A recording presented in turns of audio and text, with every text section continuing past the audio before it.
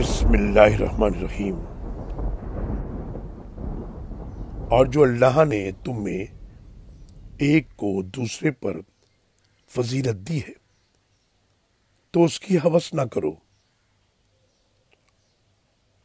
مردوں کے لیے ان کی کمائی کے مطابق ان کا حصہ ثواب ہے، اور عورتوں کے لیے ان کی کمائی کے مطابق ان کا حصہ ہے۔ ہاں، اللہ سے اس کے فضل کی دعا مانگتے رہو، یقیناً اللہ ہر چیز کو خوب جانتا ہے۔ سورہ نساء آیت نمبر 32۔ اللہ